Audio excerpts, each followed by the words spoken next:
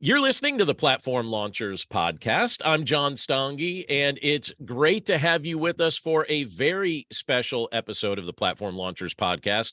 Typically, what you hear me doing here on this show is sharing some teaching content and some of the discussions that we have with our members club. And our members club, we meet live every Tuesday evening, and then I share our podcast on Wednesday morning. Really, it goes live at midnight my time, so just a couple hours after it's recorded.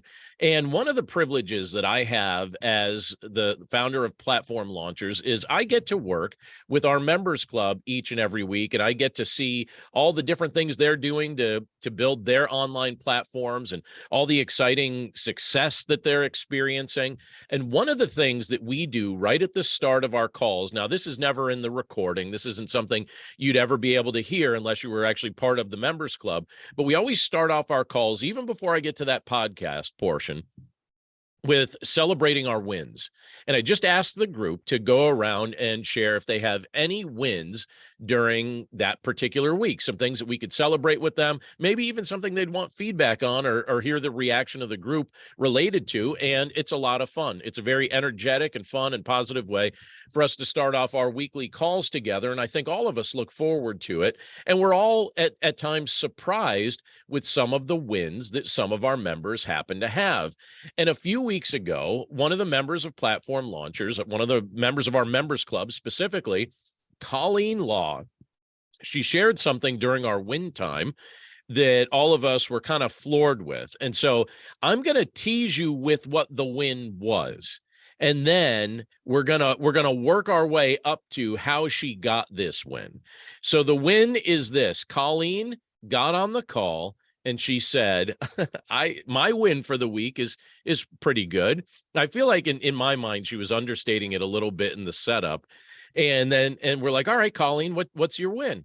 And she said, well, this week I decided to start offering life coaching services. And she explained how she reached out to people and how in the course of essentially one day, she made a little over $83,000. And we were floored. We were absolutely shocked because that was pretty much one of the biggest wins we've ever seen anyone in our members club experience in a one-day time period. Now, obviously, there's a lot of backstory that goes into this. This isn't truly just a one-day, hey, Colleen got this idea. She's been building authority. She's been serving people. She's been doing a whole bunch of things at a high level, but then she got a new idea and she implemented it. And I was excited about it. And I said, Colleen, can I please ask for a favor? And she was so gracious. And she said, absolutely. And I said, can I interview you for our podcast so that our members and our listeners and others that want to learn from your experience can benefit from it? So again, with me today, I have that very special person, that member of our members club who blew us away a few weeks ago with this win, Colleen Law. Colleen, that's a long intro, but you deserve it. So welcome. Thank you. I'm glad to be here. Well, we're glad to have you here. And really, I mean, did we all seem a little bit shocked when you were sharing your win just a few weeks ago? You certainly did. Everybody was shocked. Well, now when we have the win time, nobody wants to go right after Colleen. Did you notice that? They're afraid that every week you're going to say, hey, on one day this week, I earned a year's income in just 1 week. So that's exciting. Well, Colleen, tell us a little bit about yourself and what you do. And then I'm going to ask you really 5 categories of questions that are going to lead up to how you earned that $83,000 in just one day. But first of all, tell us a little bit about yourself and your business. Well, first, I am a university professor online at Liberty University. And then I also have 2 businesses, the first of which and the biggest of which is coaching dissertation students who are stuck to get unstuck and finish their PhDs. So that's an exciting thing and a very specific niche. And I wonder, how did you develop an interest in coaching dissertation students while they were trying to get to that finish line? Is it something you noticed was a common problem people needed help with? How did you step into that role? Well, it was actually twofold, but the main thing was, as I was getting my PhD, I experienced a tragedy in my life. Hmm. And that caused me to leave my university for 10 years. Okay. And after that 10 years, I was able to get myself together and say, I want to finish my PhD, which meant I had to go back and finish my dissertation. Right. When I got back, I only had 1 year to complete Hmm. dissertation. And that's what I did. And I had to do it without anybody who knew me because everyone at the university had either left or died. Hmm. So I was really starting over. And so that was my first sort of idea as to, okay, this is an issue. And then as I was going through it and as I graduated, I saw other people who had similar issues. So as I moved away from having graduated and into life, I saw this issue crop up again and again and again. And I find it very interesting to hear how it really stems from your personal experience. And I think for many of us, when we develop online content or our online platforms, much of it comes from something we experienced, maybe something we planned to experience, or in your case, something that you certainly did not plan to experience, but it became the reality of just your day-to-day life as you know, for 10 years, I'm sure it kind of hung over your head that you wanted to finish your doctoral program. You wanted to get all of that finished. And yet here it was, and it felt like maybe it just wasn't the right time, or maybe you had to talk yourself into it. You knew it was going to be a lot of work, trying to juggle a whole bunch of things. And that 10-year period of time seems like it was good heart preparation for the kind of work you do now. Oh, yes, yes. I experienced unbelievable things in that 10-year period. And it was the major reason why I'm where I am now. Right. Do you enjoy what you do now? I love what I do. All right, you smiled big, so I believe you. Your website, I'm going to give people your main website because I want them to check it out. It's abdcoachingsolutions.com. abdcoachingsolutions.com. So definitely remember at some point here to check it out. But tell us a little bit about what that platform ultimately looks like. Well, basically, I specialize in students who have been away from the university and are now coming back to finish their dissertations. Mm-hmm. Okay, so that's what I specialize in, although I work with all students who are doing their dissertations. So the people that you're serving are basically you from however many years ago. Correct.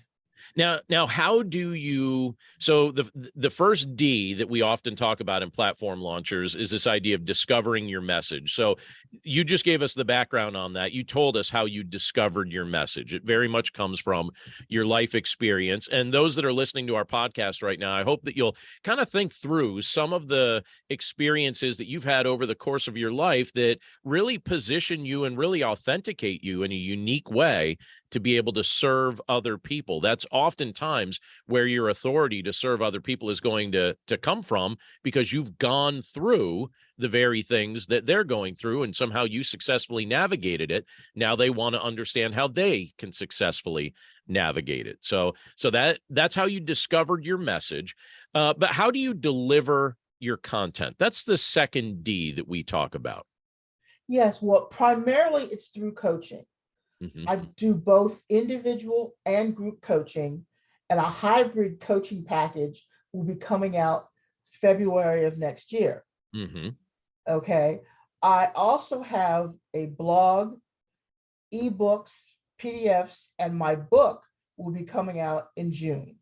Ooh, that's exciting. Do you want to, is the title settled on yet, or do you want to keep that under wraps? I'll keep that under wraps because I'm not sure if the publisher is going to sign off on the title that I've been calling it. Makes sense. What's the theme of the book? Are you able to give us that?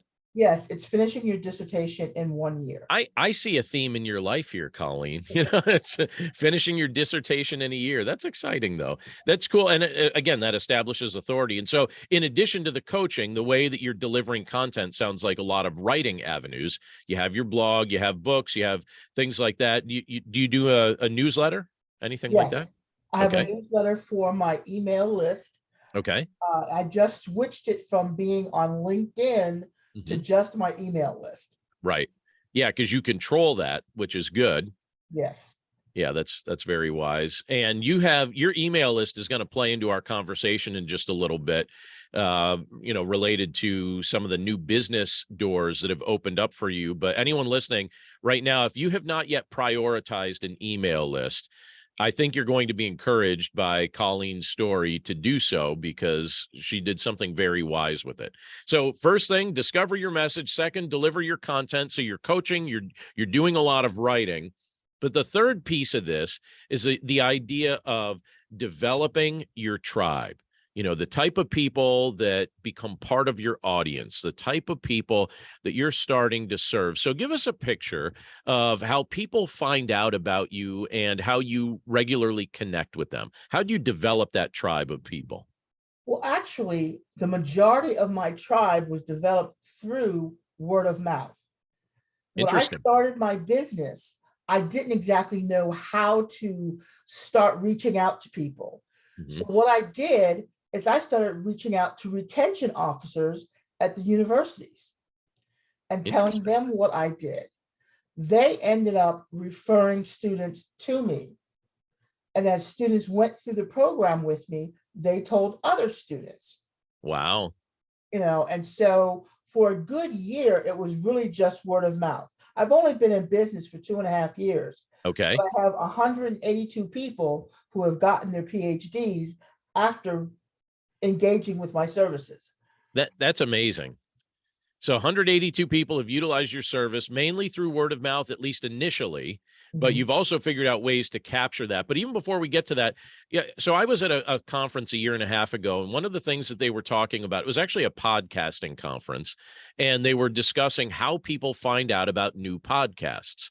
And people were thinking, okay, is it social media? Are they finding out through social media? Are they finding out through other means? And there were all sorts of ways people were finding out, but the top way people were finding out about new podcasts was actually word of mouth. And even when I think about when I've hired a contractor to work on my house or something like that, almost everyone I've ever used, it's because somebody else recommended that person. And it sounds like you really tapped into a willing and eager pool of people that were saying, all right, we need this kind of help. What made you think to talk to retention officers at that time? Well, because usually it's less than 10% or 10 to 12% of people who go into PhD programs actually complete the program. That's very small, much It's smaller than I would have very thought. small. Hmm. And retention officers are charged with helping people complete the program for many reasons, but it's to the betterment of the university. So I thought, well, if I can connect with the people who know who those students are, maybe, just maybe, I can connect with the students. And And apparently it worked. it worked. Do you know of, I mean, do other people do what you do? Because you're the only person that I know that does this. Now, there might be others that do it, but I'm not operating in your field. There are others that do it. However, there are, what shall I say, those who are truly helping people write their dissertations versus those writing it for them. Oh, I see. Okay. Okay, so there's about 2,200 people across the world that do this, Hmm. help people with their dissertations, but they do it in different ways. Right. Okay, I do not write the dissertation for students. Hmm. I coach them through the problems that prevent them from doing so. Gotcha. Okay. That's definitely a big distinction between the two options. But also when you think about how many people are looking to get their doctoral dissertations and how few people there are to help them get over the finish line. And when you consider, like you said, that really just 10% of people that start their doctoral work actually complete it and actually finish it. It seems to me like the role that you're serving in and the kind of help that you're offering is highly needed. I think that percentage would go up considerably if people had your kind of coaching. Oh, definitely. I remember when I went back, I was 400 miles away from my school, so I had very little support, Mm-hmm. even with a great advisor. Mm-hmm. There are a lot more people who have even less support than I had, and who have other reasons that hinder their ability to complete the dissertation. Gotcha. Yeah. Now, I'm kind of taking a side question here real quick, but it just kind of occurred to me. Did you envision being in business like this for yourself? I know you're a university professor. Did you think that something like this was ever going to be on the horizon for you? Oh, no, never crossed my mind. I had a different vision for a business. Uh-huh.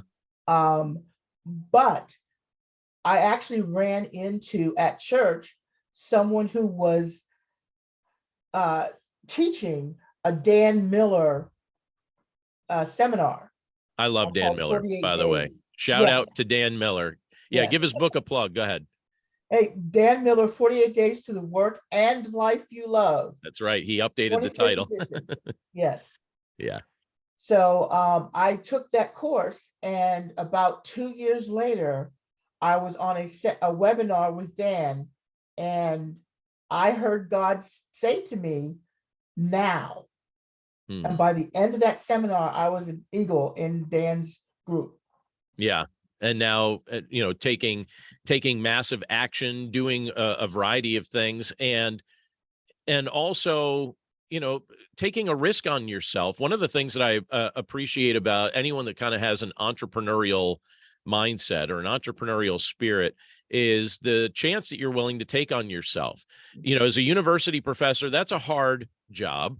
That's something I've at times teach as an adjunct professor at a local university, and my wife works at a university full time. And we're very well acquainted with life in, university life and what it's like. And many of our colleagues, many of the people that we have the opportunity to interact with are focused just on doing that one thing, because in many respects, it's plenty. They've got enough classes to teach. They've got enough to grade. They've got enough to do.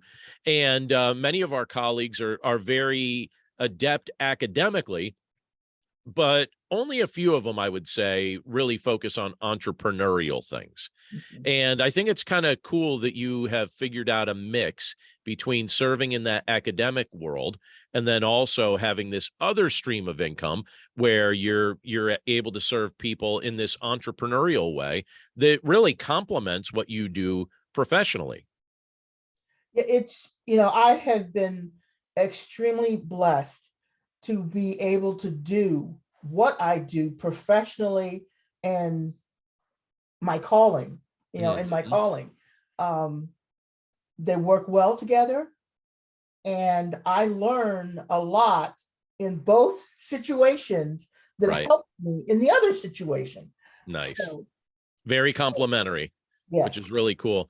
Now, you're not doing everything you're doing alone, obviously, at the university, and you're obviously not doing everything alone in your other business as well. I asked you before we went live for the interview, if you had a team of people that you partner with that help you do the things that you're doing with your coaching business, and you told me you did. Could you give us a picture of what that looks like to maybe inspire an idea for someone who might be listening? Sure.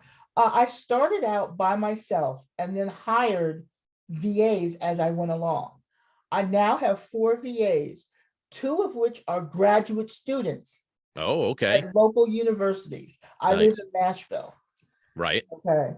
And they do a lot of work for me. And because I've just added life coaching, I've hired 2 more coaches, and I have a third one getting ready to come on board.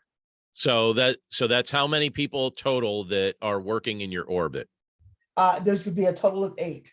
Total of 8. Okay. And if you're not familiar with the term VA, Colleen's talking about virtual assistants. Now, you said two of them are graduate students. Are the Yeah. other two in the United States or somewhere else? No, the other two are in the Philippines. Yeah.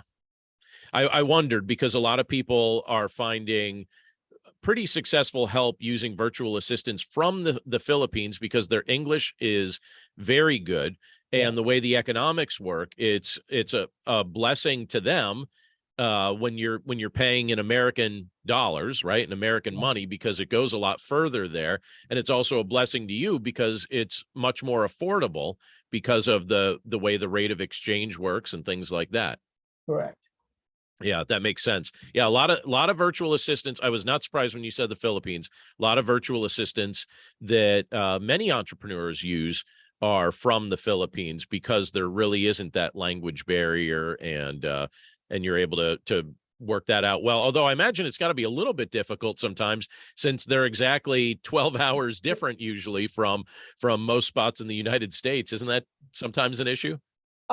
In the beginning, it was an issue, but I actually hire virtual assistants on project basis. Okay, So I initially speak with them, tell them what the project is, what I want it to look like, and then they run the project. nice. So it Uh, doesn't matter to you what time of day you're interacting with them or whatever it may be. It's just all, here's the assignment. Let me know when it's finished. And thank you for your service. And you pay them, as they serve. exactly. It's wonderful. Yeah, it They does seem do a like a great good job. arrangement. Oh, yeah, absolutely. All right. So we've talked about, we're about to get to the fifth D on this list. And the fifth D is the one that everybody really gets jazzed about. Okay. But they should get excited about the other ones as well. Discovering your message, super important. That's number one. Delivering your content, super important. It's number two. They all go in a very logical progression. Developing your tribe. If you're not developing your tribe, you're not going to have anyone to serve, right? So that's number three. Deploying your team. You got to surround yourself with people that help you scale and increase and magnify the work that you're doing. And then that leads us to number five. And number five is deriving your income. And so you have now through your business, well, you have your traditional job. And I always tell people, first of all, don't disparage your traditional job when you're building an online platform. For many of us, that is a huge part of the on-ramp that gives us the mental flexibility to be able to make decisions that aren't desperate when we're trying to build our platform. If you have that solid financial base of a traditional job, excellent place to start. Do you have an opinion about that before we get to the entrepreneurial side of the income? I actually think it's great to have that particular primary position to work from. Mm-hmm. As an online professor, as you can imagine, you don't make a whole lot of money, Mm-hmm. but you do have that flexibility, that knowledge base, and the ability to learn more that allows you to move into entrepreneurial work.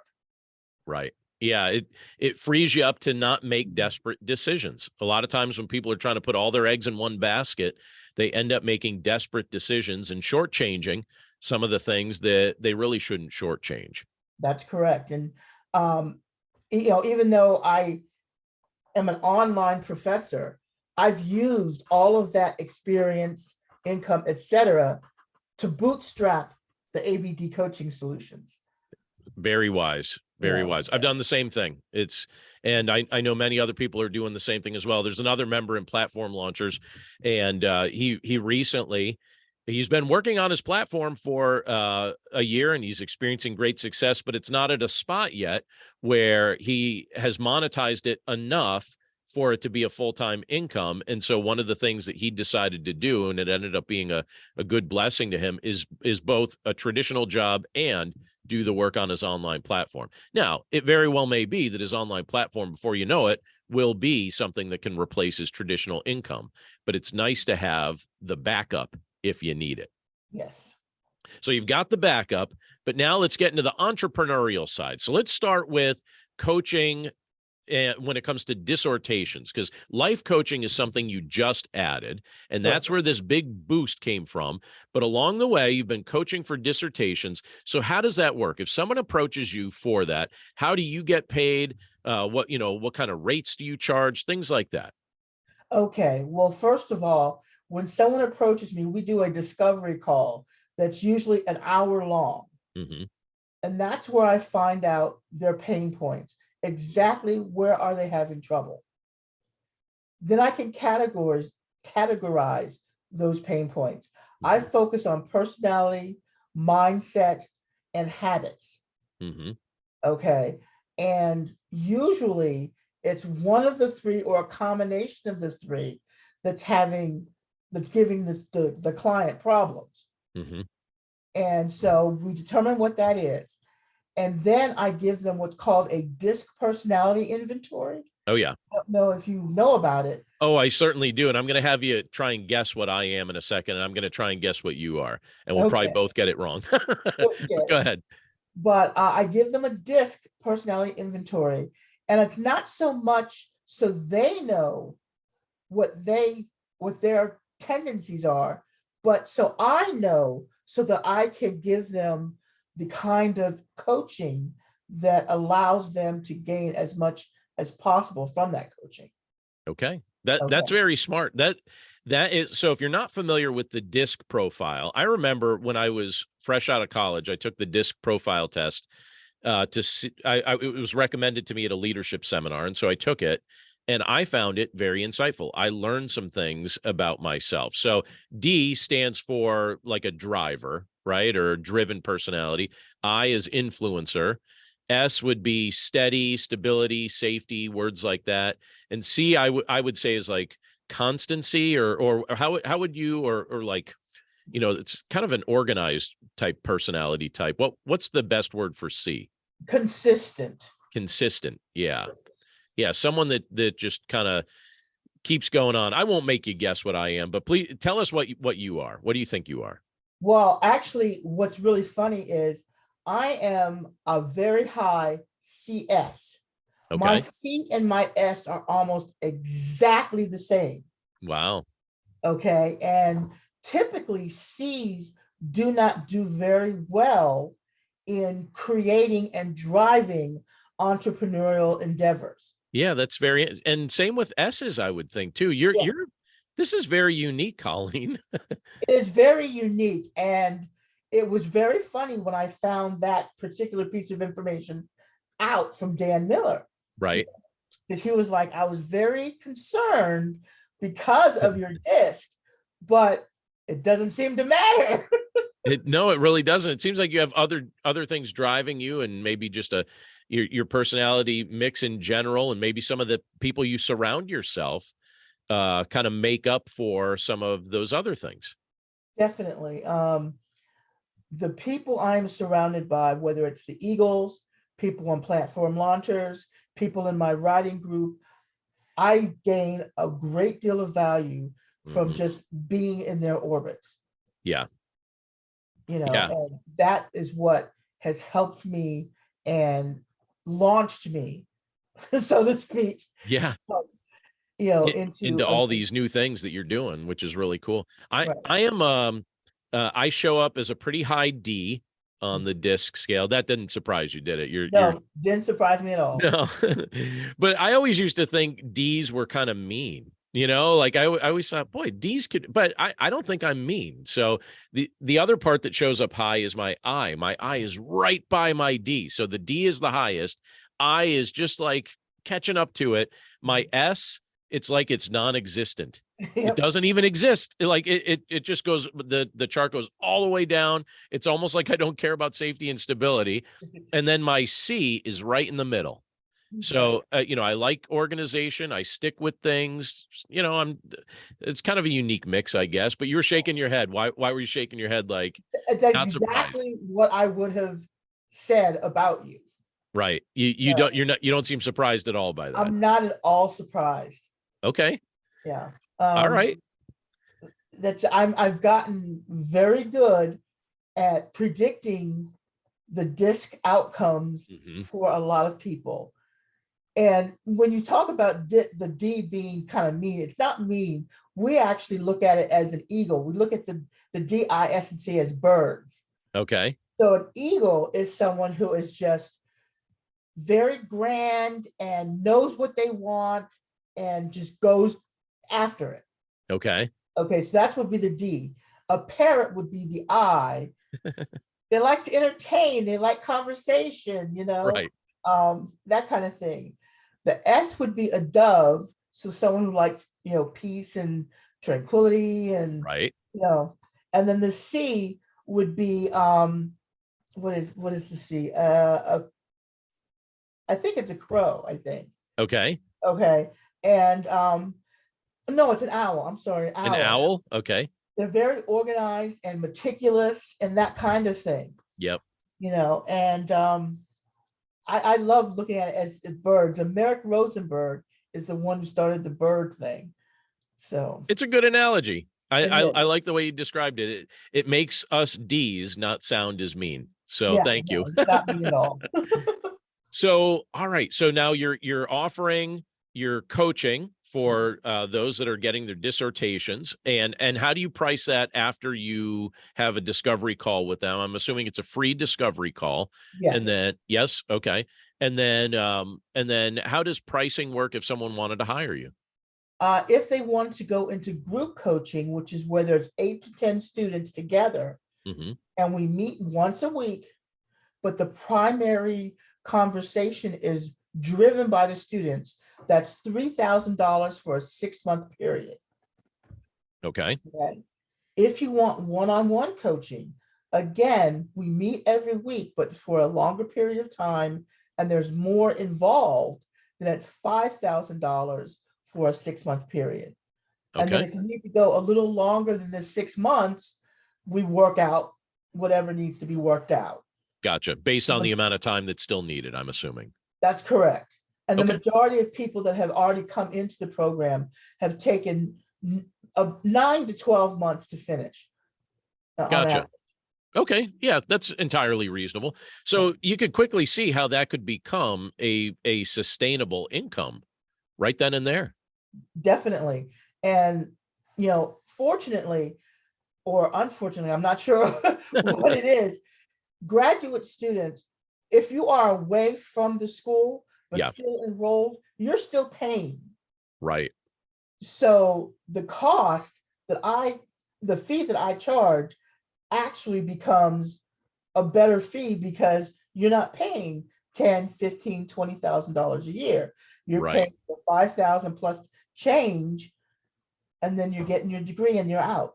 I love that. There's a real pragmatic element to this, but I also like the fact that you're charging what this is worth. This is Yes. saving. I mean, I realize there's a cost, Mhm. but it's truly a savings if it helps somebody get over the finish line without paying tuition costs that are just dragging and dragging into the future, and maybe in many cases becoming debt that starts to hang around in someone's life in an unhealthy way. And so Yes. what you're doing is really a bargain. Plus, I'm assuming at this point you figured out tools and systems and all sorts of things that you have watched people succeed. You said you had 182, was it Yes. 182 people that you've 182. served? Yeah, 182 people you've served this way over the past how many years? 2.5. Over 2.5 years. You did say that earlier. So 182 people you've served this way over the past 2.5 years with a very niche service, and you've helped each and every one of them accomplish their goals. And you're really saving them money. But then Colleen, who's already a university professor, Colleen, who's already offering this coaching, gets an idea in her head. And this is really fascinating to me. One of the things that I have been saying and trying to encourage people in platform launchers to really understand. So I really appreciate Colleen's example with this because she kind of proves my point with this. One of the things we often talk about in platform launchers is how do you monetize a platform? And there are things that we can do to monetize a platform that take a long time. They're very gradual things. And then there are other things that can happen quickly. And one of the things that I have encouraged people to consider is the fact that one of the quickest ways to monetize a platform is through coaching. I probably say it at least twice a month in our calls. And when you had a great personal testimony of how you've been utilizing coaching for your business and now you added a new piece to it and it really blew up for you, tell us about the new piece that you just added. Well, I just added life coaching. And I did it for two reasons. One, because a lot of the people who came to me to get their PhDs did not want to go into academia because of a lot of the changes that are occurring. Right. But they didn't know what they could do. Mm. That was their question to me. And I thought, three people asked me that question in the space of 2 hours. Okay. And Dan Miller always says, if you get three requests, monetize it. Yeah. Okay. And that's what hit me. And then also because a lot of my students started seeing that they could have a side hustle when it came to teaching. Mm-hmm. Okay. And they thought, I'm not going to make a whole lot of money as a professor, in general, in this Right. day and age.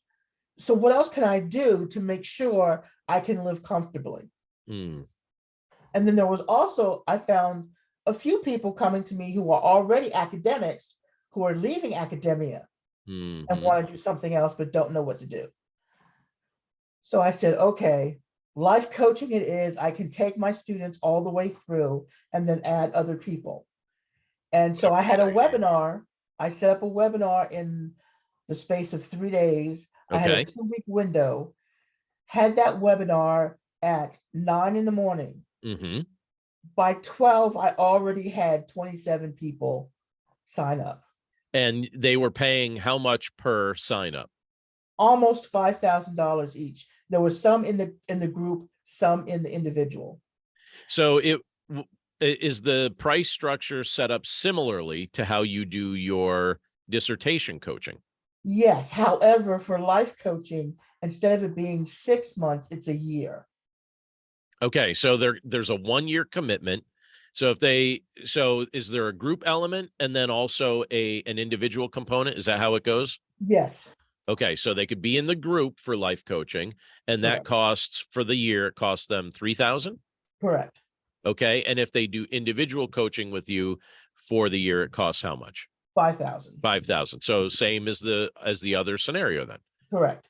Okay. So I hope right now anyone that's listening thinks about this conversation and thinks about what Colleen has done and really wrestles with the fact that this is the type of thing that's possible for many of us, particularly if we have figured out an audience to serve and we've been faithfully serving them and having success doing that. And also, people are starting to ask us for additional help. Pay attention. One of the lessons, Colleen, I think you give to us is the importance of paying attention to the kind of help people are asking you for. If they are asking you for that's how I even got into platform launchers. People kept asking me about how do I develop this element of a platform or this element. I didn't have any idea that I'd be doing this until I realized this was the help people wanted from me. And people kept asking you for help with dissertations and then help for what to do next. And I guess the idea occurred to you at that point. You're like, all right, well, let's offer this. So you have been building up an email list. We alluded to this earlier. You've been building up an email list of people that you've been working with. Tell us how that email list has been built up and then what you did with it to help feed this life coaching element of your platform. Okay, well, first, my email list started with just the retention officers I was contacting. So I had, up until a month ago, I had, between the retention officers and the people who had already gone through my coaching process, I had about 300 people on my email list. Okay. Then what I did is, when I decided to add life coaching, I contacted groups of people. So, for example, if I had, besides the people who had already gone through the coaching, I had some people who had gone through the coaching who were heads of organized groups of students or people. And those groups consisted of anywhere from 10 to 100 or more people. So I contacted the head of the group and said, hey, this is what I'm doing. I'm adding life coaching to my dissertation coaching. I know this was one thing that you had questions about. I know your group is composed of a lot of people. Bring your group to this webinar. Nice. And that is how I had so many people at the webinar. and why I had such a very good return rate. So how did you structure first of all, that's fantastic. I applaud you for taking that kind of risk on yourself and having the initiative to approach people with this option, because I think a lot of times people are afraid to do that because they might get told no. And here's the thing. What's so bad if you get told no? So what? You get told no, move on until someone tells you yes. You don't just stop every time you hear no, but that's the D in me, isn't it, Colleen? Like that's the D that's like, who cares if someone tells you no? That is definitely the D. And I thank God, Dan Warheide was one of my coaches. Okay. He challenged me to go through 3 months of counting and getting no's. Make it a game. Yes, make it a game. Yeah. And I did. And so once I got to the 300th no, it didn't bother me It anymore. didn't bother. Yeah, you were conditioned. Do you know what Tiger Woods' father used to do to him? No. So his dad was trying to teach him golf when he was little, and when you're golfing, there's a lot of outside pressure, outside noise, things like that. And his dad, when he was teaching him to swing and teaching him to putt, would try and create distractions to try and throw Tiger off, just to get him to the point where distractions were things he grew used to tuning out at a very young age. And obviously, Tiger's done all right in golf. He's done okay. And so it sounds like you went through a challenge like that. Just get used to being told no, so it doesn't feel like it's that devastating and it doesn't hurt your feelings, and you just move on. It's nothing personal. And even if it is personal, it doesn't have to be personal for me, Right. and so you just kind of move on. And then you've got now this life coaching option set up. But you structured this webinar, and I'm curious, what did the webinar include? What did you talk about, and how long did it last? The webinar was 45 minutes of my presentation and 15 minutes of questions. Okay. I started the webinar with telling people who I am with the dissertation coaching. Mm-hmm. And then I started telling them as much like I did just tell you Mm-hmm. about the questions people were asking once they went through the dissertation coaching. And then I said, okay, there are many things that you can do, but we need to find what fuels your soul. Mm-hmm. And then I told them about how, again, if they weren't with me to begin with, they go through the disc. Mm-hmm. And we spend a good deal of time on the disc finding what will fuel their soul. Wow. Okay. And then we go through career coaching. Nice. Yeah, So, but what an exciting story. And then for you, at the end of that process, and I guess since this is not an even number, I'm assuming this is factoring in the different processing fees and all that sort of thing that get taken out of the income you have. And that's so special. You do all the work, and then the payment processors take their chunk, and then they give you an uneven number here. But the number I got from Colleen, tell me if I got it right. After you got the signups, after the webinar, by the end of that day, $83,732 came to your account. that's correct. That's amazing. That is so amazing. So first of all, I'm so proud of you. And I know that so many others and platform launchers are so proud of you, and just seeing the type of action you took that resulted in this kind of financial blessing for you and for your household. What a cool thing that is to see. I feel highly inspired by that. Well, thank you. I owe it to a lot of people. Mhm. I have been fortunate enough. I mentioned Dan Warheide. Another Yes. one of my great coaches, and my first coach was Marianne Renner. Okay. And she has done remarkably well in her space. And she has kept her primary position. Yeah. So you're seeing the benefit of doing that. Yeah. Yes. But it's just, I'm looking, and I know there's a lot of people that have been part of your journey and part of your story. And I get all that. Right. And I appreciate that. But in the end, you took the action. You did something with this, because from coaching people that you can coach people, but if they don't follow up with action, they get no result.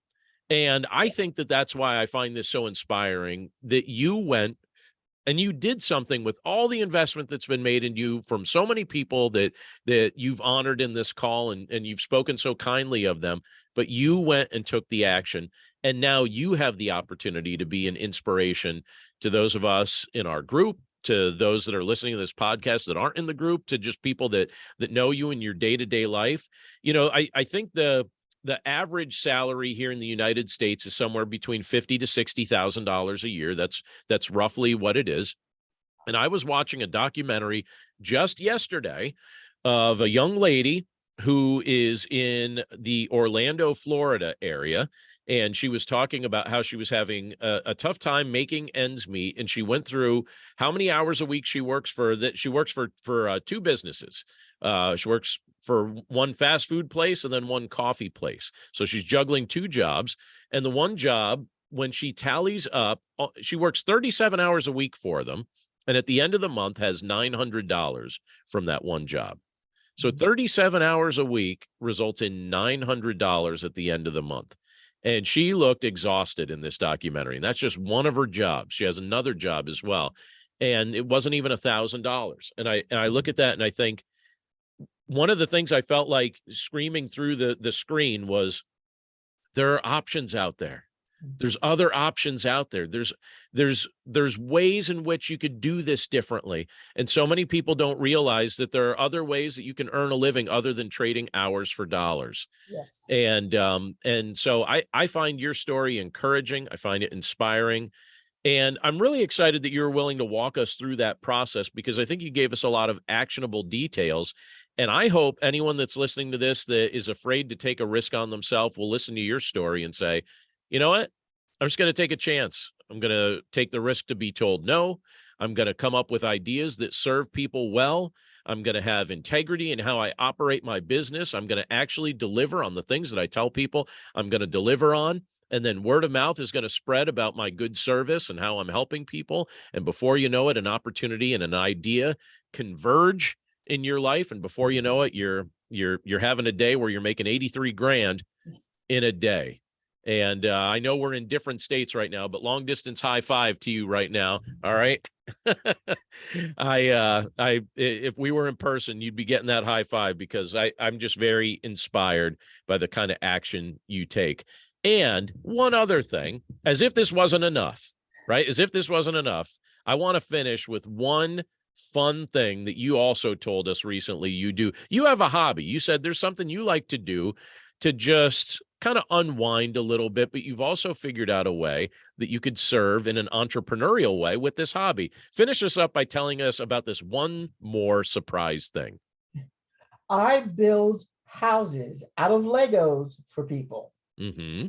So I have a website that I've just bought the domain for and will be building over Christmas, called Custom Brick Houses. So people will come to me and say they want their dream house built, or they want the current house they're living in built, or whatever. Mm-hmm. So that's what I do. I love it. It started because my brothers are 13 and 15 years younger than me. Oh, and wow. Younger, I wanted to find a way that we could be together. Yeah. Find something we could do together. Turned out to be Legos. Wow. We build cars and trucks and space planes and all that kind of stuff. And I was building the houses, and it became monetized. Oh, wow. And so you told me that now realtors reach out to you, real estate agents reach out to you and say, hey, as a gift for my client, could you build their house out of Legos so I could give them to them? Is that correct? Yes. Now I build approximately 3 to 5 houses for realtors each week. Each week? Each week. Okay. So you fall into that category now, Colleen, of people that I'm scratching my head saying, where do you find the time to do all this? But that's exciting. I love it. So Yeah, custombrickhouses.com. That's going to be the website for those that want to hire you for Lego building services. And it's good to have a hobby. It's good to have something when you do something with your mind. So much of what you do is with your intellect and with your mind. I'm sure nice to have something that you get to do just in a tactile way with your hands. It is. It And takes so I my can see mind that. away, and it's all my hands and I just play. How fun is that? That's really cool. Well, her main website, you've just heard from Colleen Law, someone I have the privilege to call my friend. And we're just so grateful for her contribution in platform launchers, inspiring us and showing us by her example the kind of platform she's been building. Very exciting. But you could find her at abdcoachingsolutions.com and custombrickhouses.com, which is such an awesome domain. That's great. Well, Colleen, thanks so much for joining us today. I hope you have a wonderful, wonderful afternoon. Thank you. You too. I enjoyed being here.